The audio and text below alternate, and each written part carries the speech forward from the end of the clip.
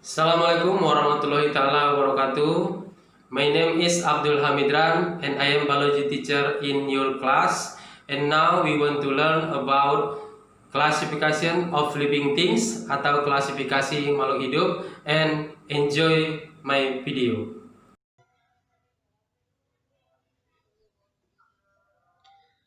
The classification of living things. Klasifikasi makhluk hidup. The goals of our lesson for the topic. Tujuan pembelajaran kita untuk topik ini adalah 1. Mengetahui ciri-ciri makhluk hidup yang ada di lingkungan sekitar kita. 2. Mengetahui cara mengklasifikasikan makhluk hidup. 3. Melaksanakan klasifikasi makhluk hidup. 4. Mengagumi dan bersyukur kepada Allah Subhanahu wa Ta'ala yang menciptakan makhluk yang berbeda-beda.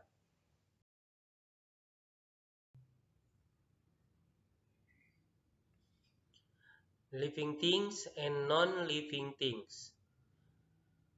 Benda hidup dan benda mati. My loving students, tentunya kalian paham apa bedanya makhluk hidup dengan benda mati, kenapa disebut makhluk hidup dan kenapa disebut dia benda mati. Semua benda tentunya berbeda-beda. Kenapa berbeda? Karena penyusun dari benda-benda tersebut berbeda-beda. What the character of living things? Number 1, living things respire atau bernapas. Makhluk hidup itu pasti semuanya bernapas.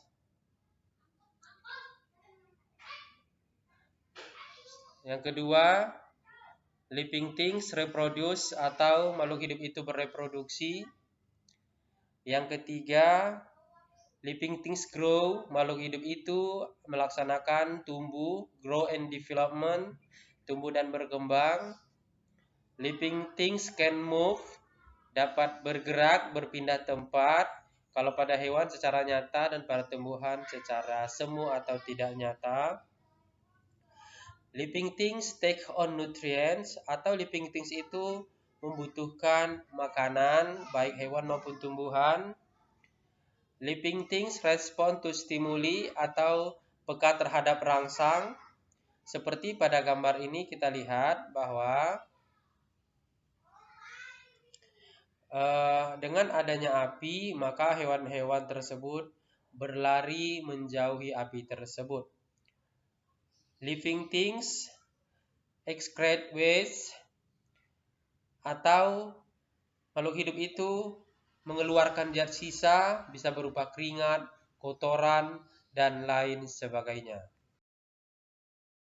Okay, my students, please look at the picture.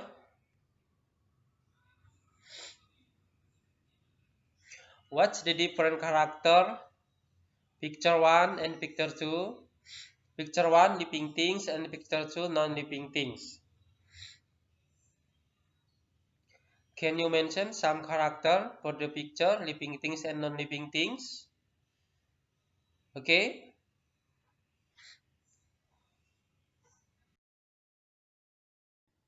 Gambar pertama adalah cirinya dapat bergerak, ya, manusia dapat bergerak. Ciri keduanya, manusia dapat tumbuh dan berkembang. Yang ketiga, manusia dapat bernapas. Manusia dapat berkembang biak. Manusia memerlukan nutrisi. Manusia peka terhadap rangsang. Manusia mengeluarkan zat sisa atau makhluk hidup mengeluarkan zat sisa. Dan makhluk hidup dapat beradaptasi. Bandingkan dengan gambar di sebelahnya. Yang pertama, untuk gambar robot, bergerak bisa saja robot bergerak, tumbuh dan berkembang, growth and development, no. Untuk bernapas, no. Reproduce, no. Take on nutrient, no. Respond to stimuli, no. And excrete waste atau mengeluarkan zat sisa, no. Dan robot tidak bisa beradaptasi atau benda mati tidak bisa beradaptasi. Inilah perbedaan ciri antara benda hidup dan benda mati. Why need classification? You know what is classification? Klasifikasi adalah pengelompokan makhluk hidup. Kenapa kita perlu melaksanakan pengelompokan makhluk hidup? Indonesia have many biodiversity.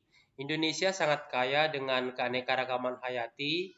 Jadi untuk memudahkan kita mengenali makhluk hidup yang sangat beraneka ragam, kita perlu mengadakan yang namanya klasifikasi. We need classification for biodiversity in our earth. Atau kita perlu memerlukan klasifikasi untuk semua makhluk hidup yang ada di permukaan bumi. Klasifikasi makhluk hidup. Apa itu klasifikasi makhluk hidup? Klasifikasi makhluk hidup adalah pengelompokan makhluk hidup. The goals of classification, tujuan dari klasifikasi, yang pertama adalah untuk mengelompokkan makhluk hidup.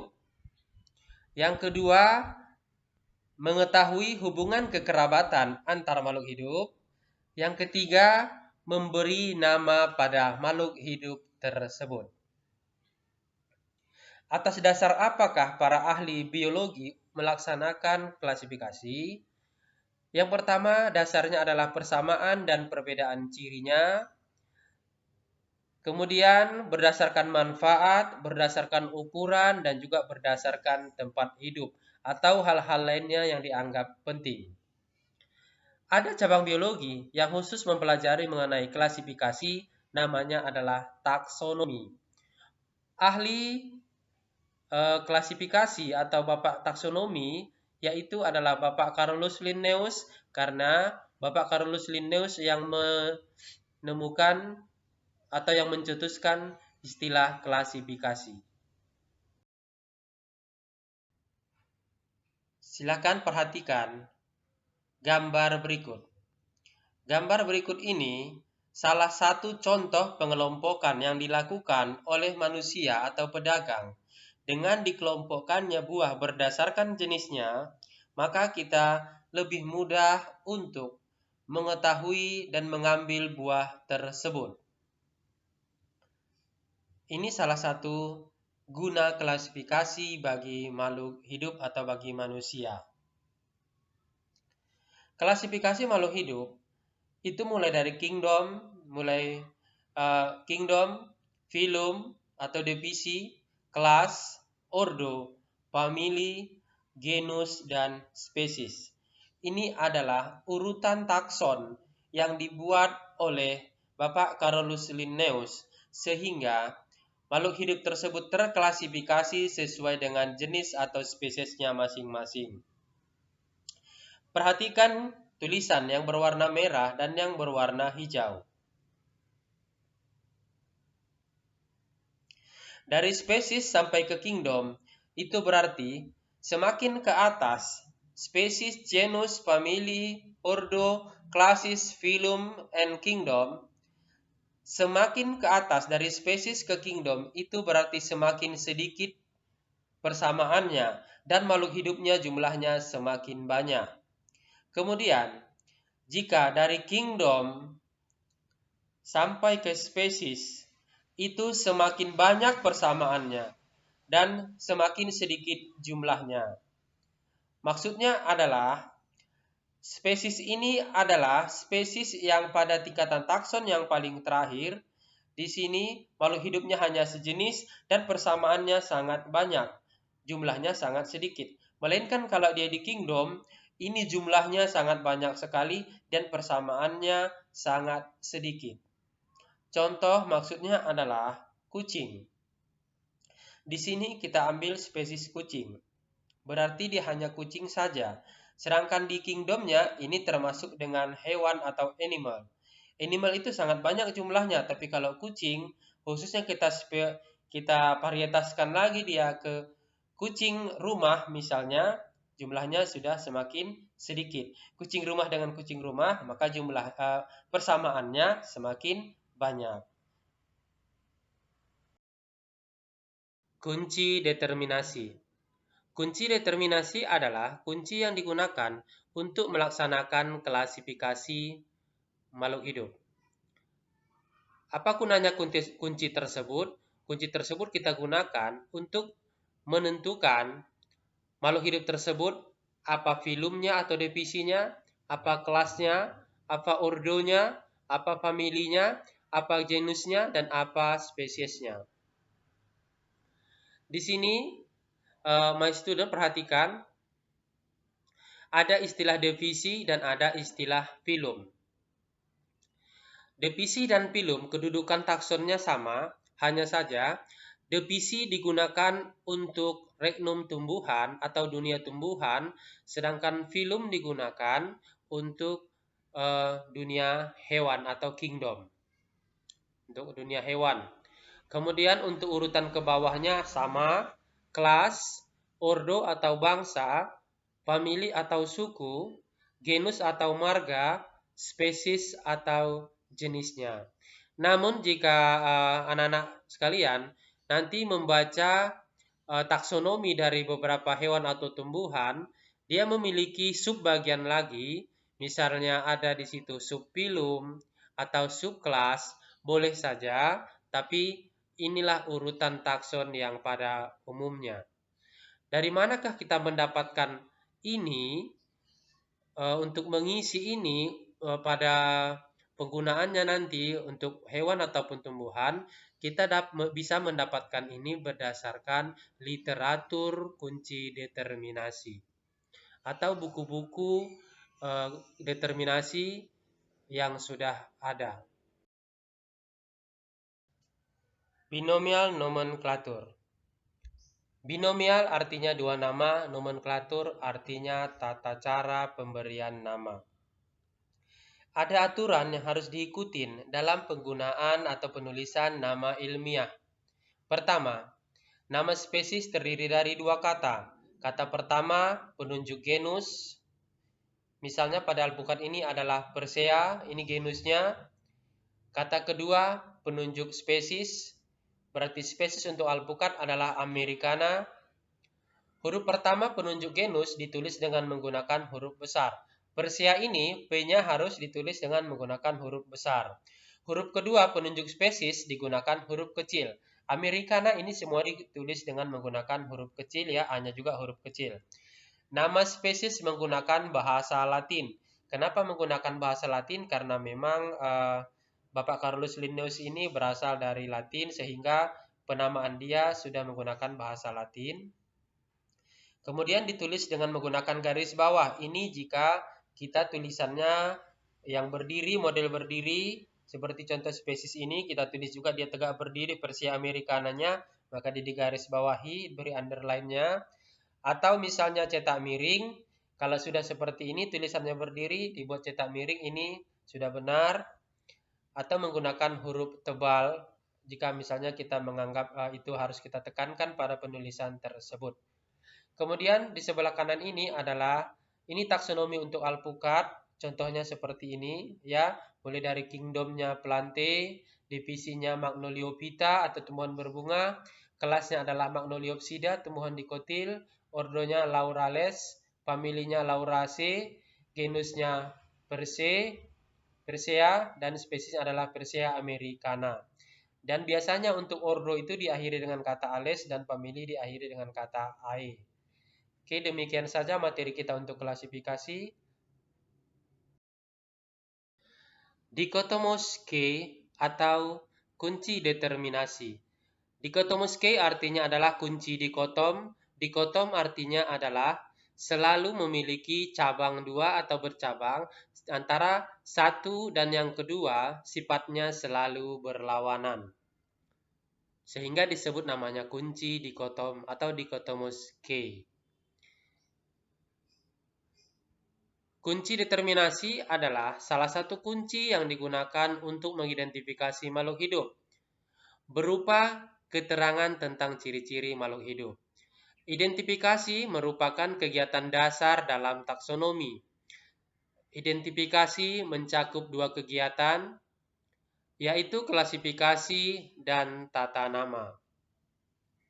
Salah satu kunci identifikasi yang ada yang disusun dengan menggunakan ciri-ciri taksonomi yang saling berlawanan. Ingat, garis bawahi berlawanan antara ciri satu dan ciri yang kedua. Tiap langkah dalam kunci tersebut terdiri atas dua alternatif, dua pilihan, dua ciri yang saling berlawanan sehingga disebut namanya kunci dikotom. Oke, ini adalah kunci determinasi, salah satu contoh kunci determinasi. Perhatikan di sini.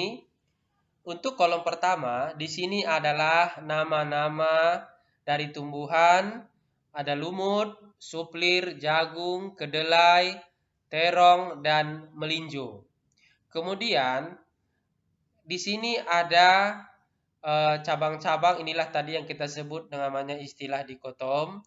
Kemudian ada nomor, ini berarti untuk option 1 ada 1A dan ada 1B, ada 2A, ada 2B, ada 3A, ada 3B, 4A, 4B, 5A, dan 5B. Setiap option itu selalu ada 2 dengan ciri yang berlawanan. Kita lihat satu persatu.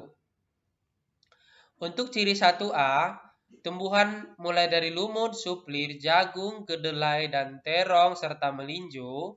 Di sini kita bagi 2. Tumbuhan yang berspora berarti masuklah suplir dan lumut. Tumbuhan yang tidak berspora masuklah di sini jagung, kedelai, terong, dan melinjo. Lanjut lagi untuk ciri yang keduanya.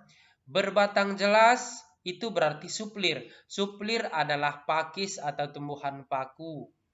Kemudian untuk 2B-nya tidak berbatang jelas. Ini berarti talopita ya. Talopita, tumbuhan talus ini berupa contohnya adalah lumut. Sehingga pada cabang ini sudah terpisah antara suplir dan lumut. Maka jawaban apakah yang kita dapat untuk cirinya lumut? Maka lumut memiliki ciri 1A dan 2B. Untuk suplir cirinya adalah 1A dan 2A. Kita ke bawah untuk tumbuhan yang tidak berspora itu berupa jagung, kedelai, terong, melinjo. Ini kita bagi 2 lagi. Ada tumbuhan biji tertutup dan ada tumbuhan biji terbuka. Apa itu biji tertutup dan apa itu biji terbuka? Ini bisa kita lihat pada bijinya. Seperti melinjo, kita lihat. Melinjo disebut namanya biji terbuka karena setelah kita buka kulit dari melinjo tersebut, langsung kita jumpain biji tanpa daging. Disebut namanya biji terbuka. Melinjo biasanya sering digunakan untuk pembuatan kerupuk emping dan juga sebagai sayur. Untuk biji tertutupnya di sini ada jagung, kedelai, dan terong.